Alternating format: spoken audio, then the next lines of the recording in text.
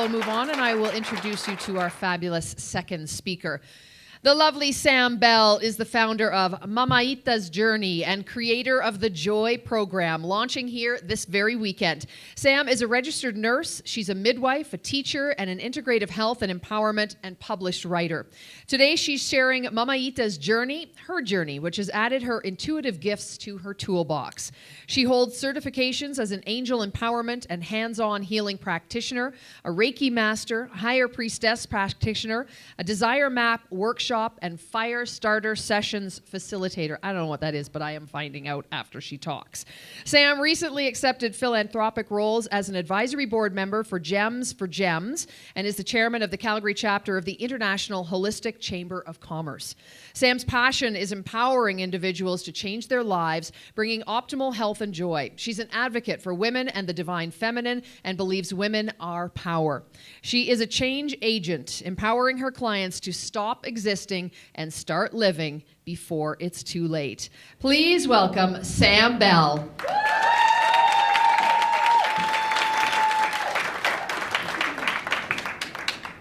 Hi. I'm going to forewarn you that I'll probably shed some tears. Last week I lost a very, very, very dear man, and I have been working so hard over this last week to keep myself focused, to keep myself strong, to quash those feelings down so that I wouldn't lose it up here on stage. But you know, I realized when I was awake at 3 o'clock this morning that what I need to do is I need to step up, step into my own power, practice what I preach, and be true and authentic in front of all of you. I am standing here in front of you today. I am stepping into my power. I am authentic. I am beautiful. I am whole. And I want to say thank you to every single one of you in this room for building me up to where I am now. Women are power.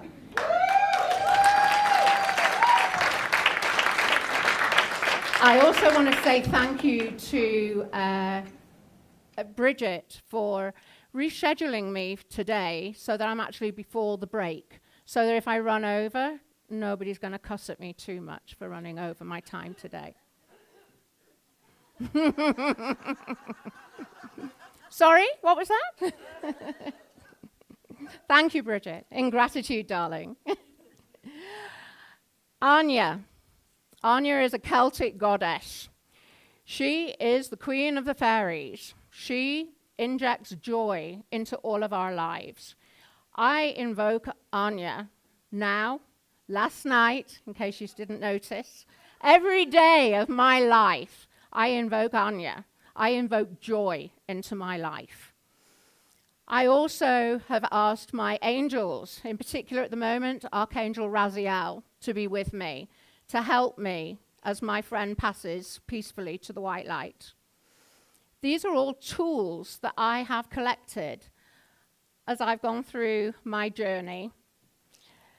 One of the best tools that I have had is the recognition as a midwife working with women for over 20 years when they're at their most vulnerable and their most powerful, that women are power. I am a huge advocate for the divine feminine. And what we have in this room today is the divine feminine. Ladies, thank you. Gentlemen, thank you. Urgent message from Mother. Gather the women, save the world. Jean Shinoda Bolen. If you haven't read that book, read it. You're a part of this. This is a revolution. The world will be saved by the Western woman, the Dalai Lama. World Peace Summit, Vancouver, 2009. Tag, girls, you're it. Mamaita's journey. This is my journey. I am Mamaita. People wonder, where the hell did you get the name Mamaita from? My boy. I lived for 8 years. No, actually, sorry, Freudian slip, 7 years in Spain. And while I lived there, my little boy was growing up, and he came to me one day and he says, Mummy, what do I call you in Spanish? What is mummy in Spanish? I don't know. Everybody calls mummy mama. Mama, mama. He says, I'm going to call you Mamaita. So it's the diminutive. Ita is Mamaita.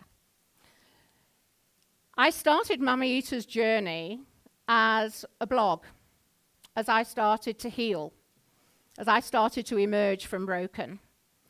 I'm here in front of you today primarily to tell you my story, which is my signature speech. As Jackie explained to us yesterday, it's really important if you are launching your own business to get up here and talk. Walk your talk, speak your truth, and connect with your audience. I am now connecting with each and every one of you, and I want to because I have a gift to share with you. I also wanted to allow my son to know me through my writing and now through my work, so he would understand why I had chosen to remove him from my family, my mother. The day I stopped existing happened 7 years ago. You see these sevens that are coming up here? Dawned on me at 3 a.m. this morning. Anyone who knows me knows that I have a little bit of an OCD tendency. I like to clean. I like everything to be in order. That is probably why I have 4 cats, 2 dogs, a teenager, and I've just adopted a second teenager, He's living with us for his final year. The vacuum is a very, very important part of my life. Hugely important. Roomba, I call him Robbie. He's my best friend. Okay? He does this work when I'm not there. This day, 7 years ago, I was actually vacuuming. Surprise!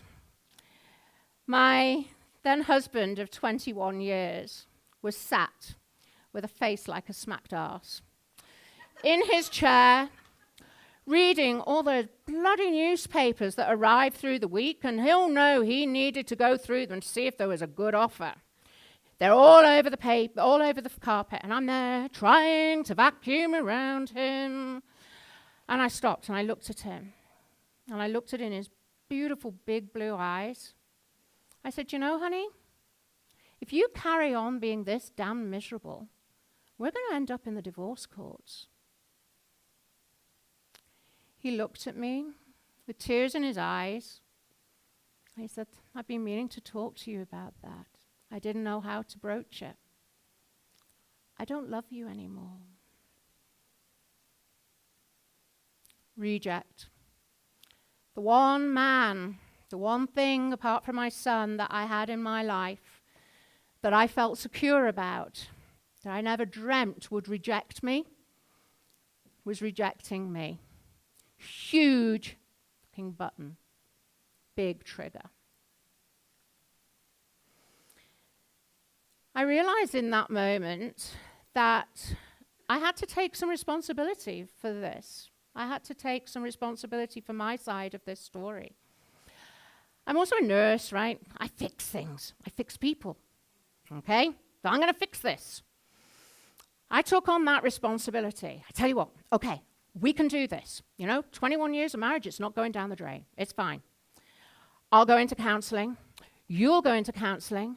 And we'll both meet in the middle and have counseling. And we'll live happily ever after. I'm also a bereavement counsellor in former life, and obviously now I'm an integrative health coach. Not much about counselling that you can't tell me. I would be kind of second-guessing everything they're going to go and thinking, yeah, I know where you're going with this. I met a frickin' awesome psychologist. Yeah, I needed a psychologist. And she'd had a few sessions with me, and we started to go through my marriage. And it became very soon, we realized that, that was resolved. Really, it was resolved. What wasn't resolved was me. So we started something called EMDR therapy. Has anyone ever heard of it? It is amazing. EMDR therapy gave me the opportunity to start writing my blog. As I was having this therapy, it basically takes you back and you start to live in that moment that you've gone back to. And then you reprogram so that you don't have those scars. You understand it. You grow through the therapy. Each session that I had, things were coming up that I was amazed at. I had buried them so deep. I had layered them, all those feelings, I layered them one over another, over another. And one of the biggest things there is I knew that I had a problem with my mother. I was by this time estranged from her, and I had been for a number of years. I am a daughter of a narcissistic mother. She's a sociopath. Forgive her? No. I'm not going to forgive her. She doesn't deserve forgiveness. There are people in this world who, they come into your life for a reason, and she has. And I'm grateful to her, because if it wasn't for her, I wouldn't be here now, living my life and not just existing in it. I was existing in the shadows of emotional abuse. Years and years and years of emotional abuse. I was a victim of something called gaslighting, at the point where you start to doubt your own word because somebody is telling you constantly that you're wrong. You're wrong. It's in your head. It's your imagination. Some of you are nodding here. You've obviously heard of gaslighting.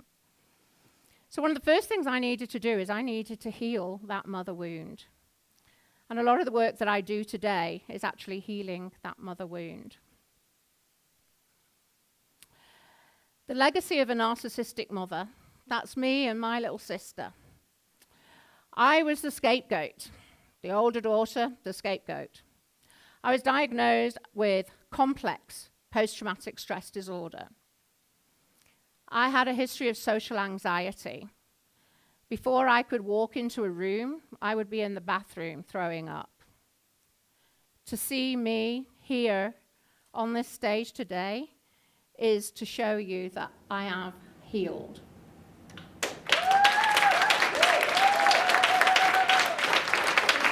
I had suicidal ideation. I remember going down the highway, and I was going at such a high speed, I was determined that I was going to end this. Obviously, I didn't. The other daughter is the golden child, my little sister, 5 years my junior. Bulimia nervosa, social anxiety disorder, clinical depression, and a number of suicide attempts. A few weeks ago, she came back into my life after 7 years of estrangement. I thought, yes, I've got my sister back. She'd finally seen what my mother was doing. She's gone straight back into that web. The narcissistic mother, she throws out that web, and she brings you right the way back in. My sister is gone.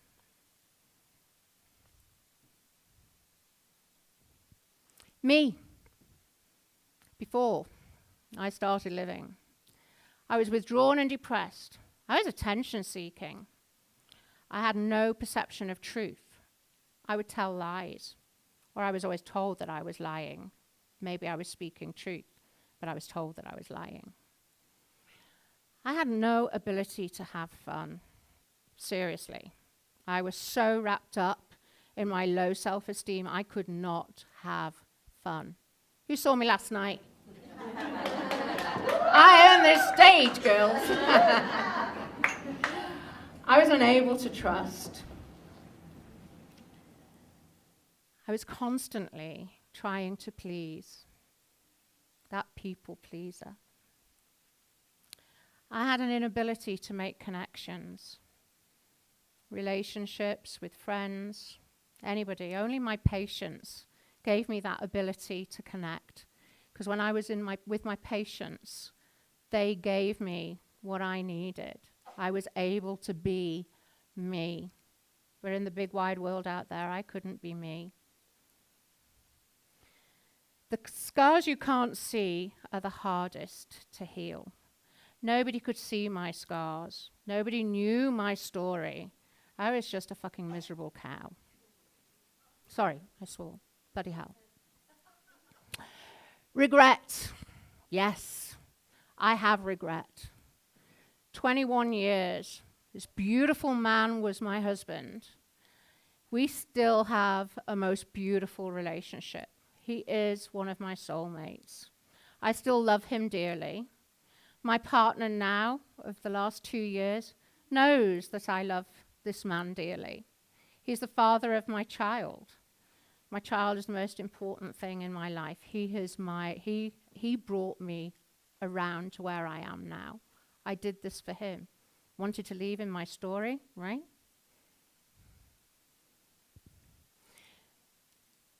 My message to you is don't delay doing the work.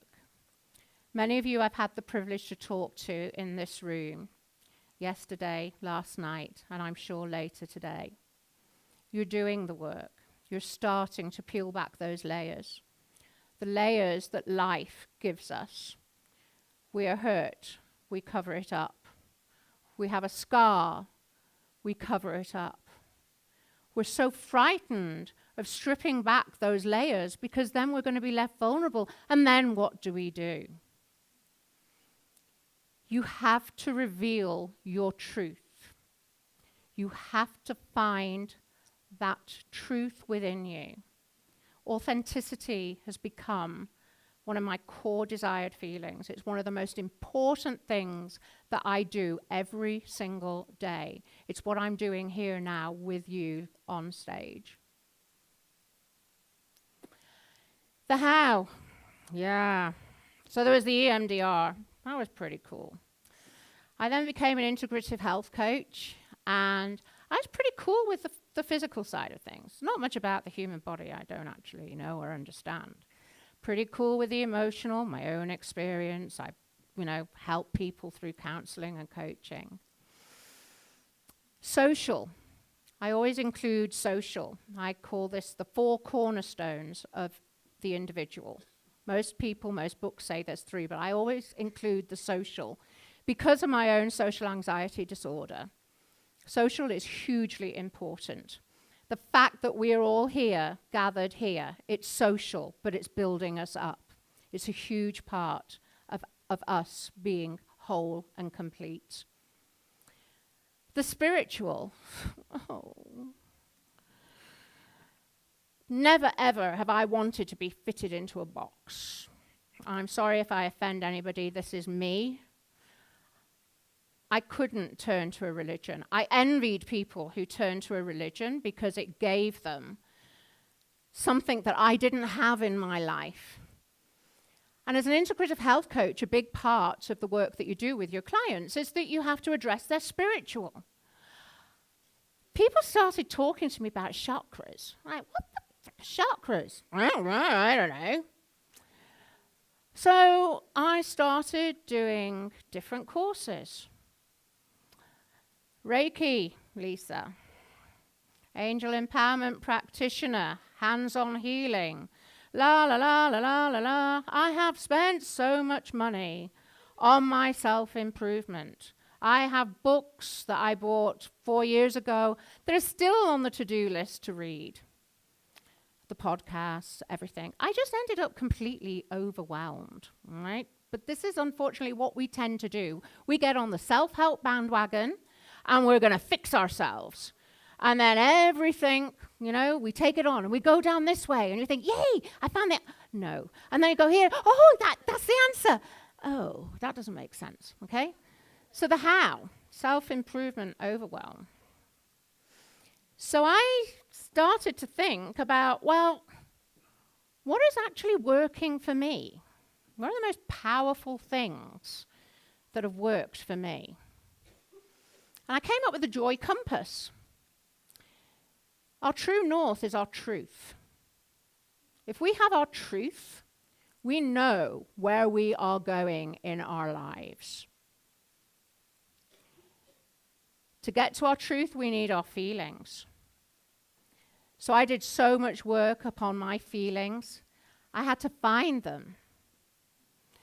This last week and last night, I felt sad. I lost a beautiful friend. And I wanted to cover that up today. But you know, that sadness, it's just the fruit of my root feeling. My root feeling is joy. Values. Daughter of a narcissistic mother. Always had to please. Values. They weren't my values, they were other people's values. It seemed like a good idea because I heard somebody's values and I thought, oh, I'll go with that. I could be that. No. I've had to work hard to find out what my true values are. Intuition. Some people have come up to me this weekend and said, hey, you're an intuitive. Yeah, I'm an intuitive. No. I'm not going to make money out of saying that I'm something that every single one of you in this room is.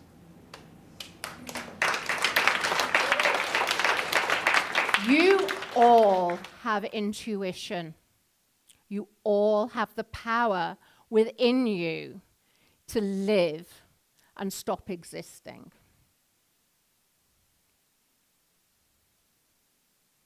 Feelings. Little tips. Discover your core desired feelings. Learn to differentiate between the root and the fruit. How many empaths are there here? Yeah, there's probably a lot of you here. Yeah, I can see that. So an empath, you take on other people's feelings. You're taking on my feelings now because you're feeling, if you see me cry, you start to feel, oh my God, I feel for her. All right, so you take on my feelings. They're not your feelings. They're the fruit.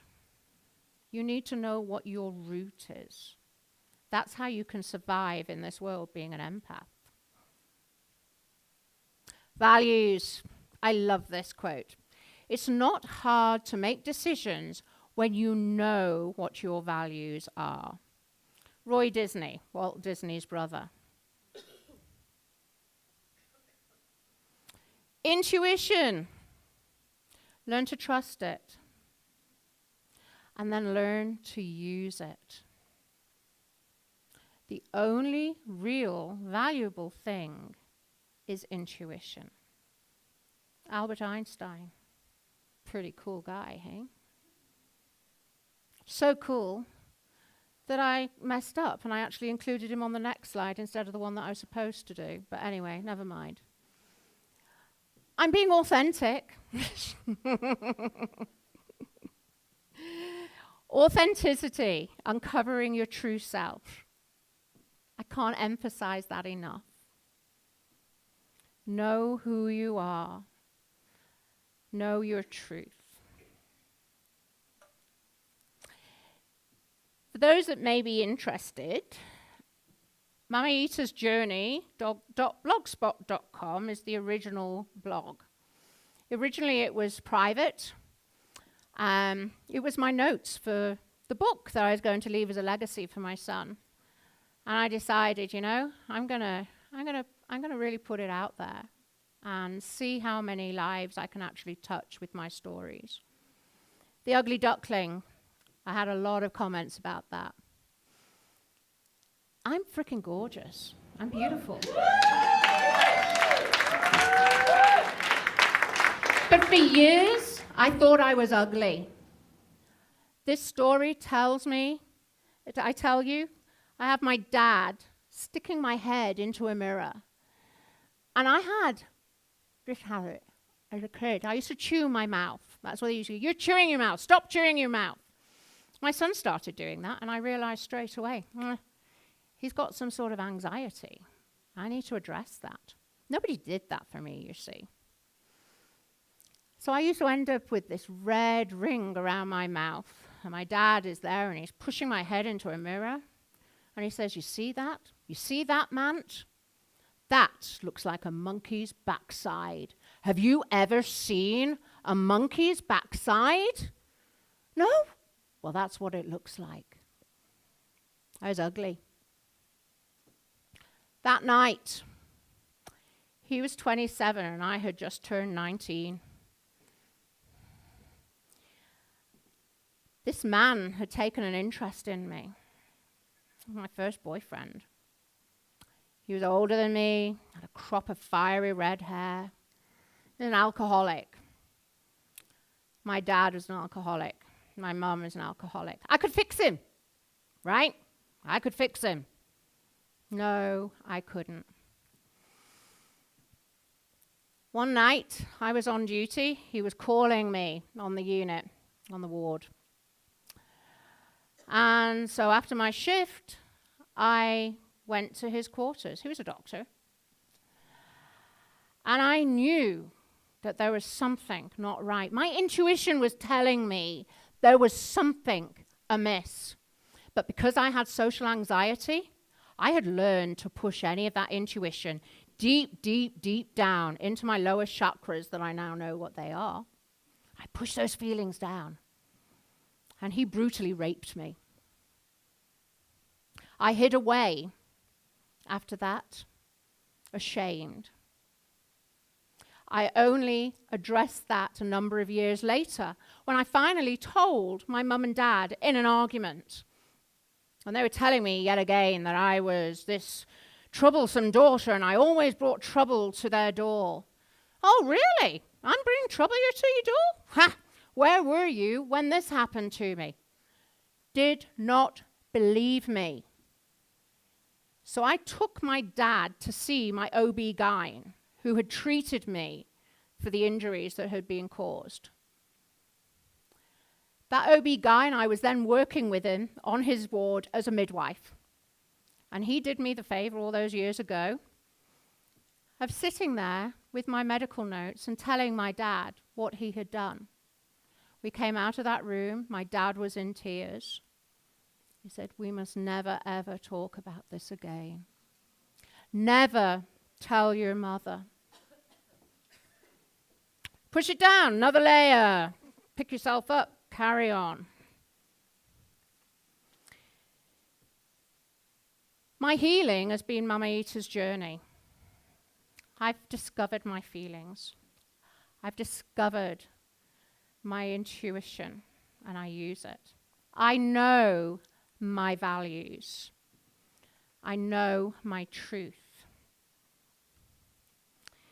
Joy has become my life purpose.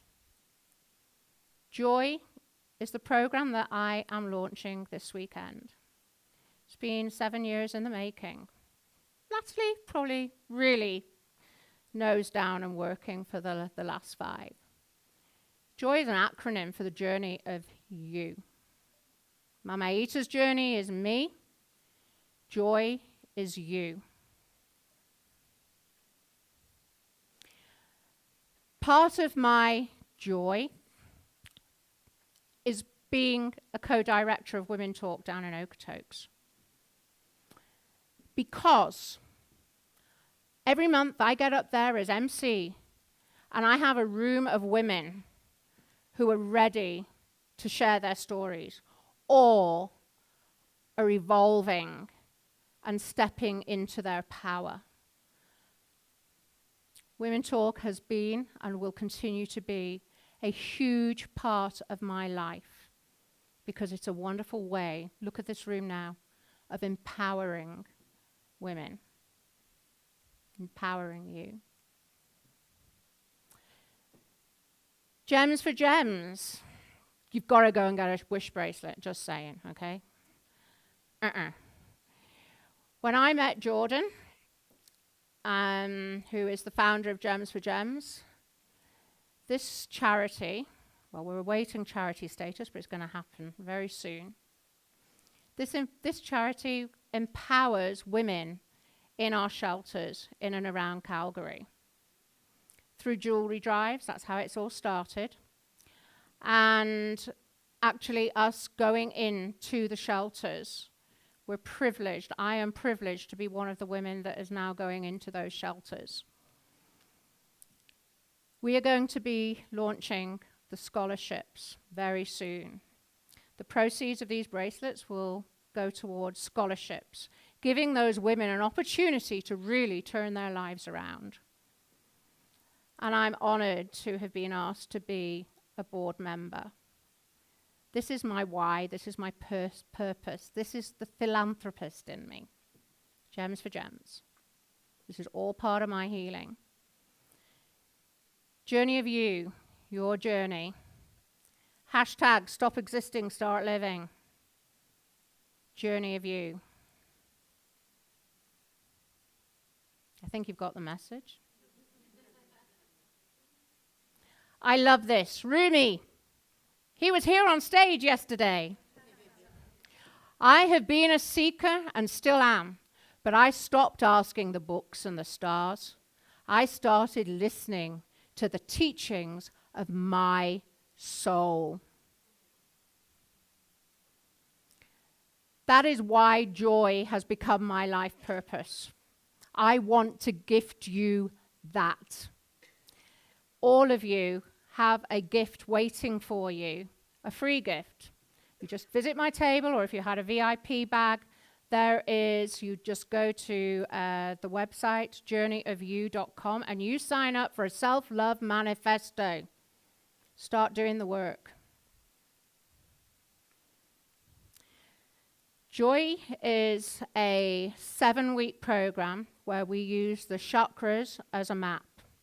Every single chakra, we explore your physical, your emotional, your social, and your spiritual. It's not your typical program. You're going to discover your authentic self, your truth. You're going to forge an unbreakable bond with your most powerful inner guide. You are your own guru. You're going to make huge shifts just by showing up. You will discover freedom, and you will connect to your truth. This is my legacy. In 7 years, I'm going to be a 7-figure speaker and empowerment practitioner through the Joy program. Woo-hoo! I decided that last night because all these 7s were coming around. And the girls that were in the room with me, I said, what is the angel number for 7? You're on the right path, and the outcome will exceed your expectations. The number 7 is a sign that divine magic is supporting you and opening doors of opportunity. Oh, yeah. I am giving you a one-time opportunity. This is the sales pitch.